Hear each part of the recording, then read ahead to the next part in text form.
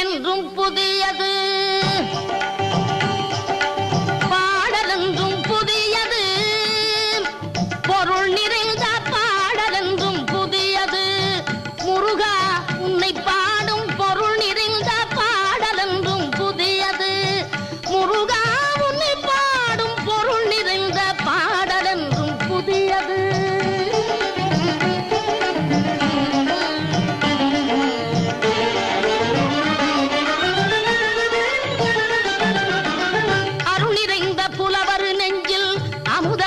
தமிழ் கொடுத்த பொருள் நிறைந்த பாடல் என்றும் புதியது.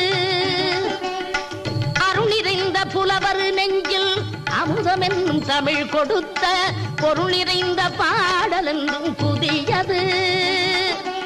முருகன் என்ற பெயரில் வந்த அழகே என்றும் புதியது. முருகன்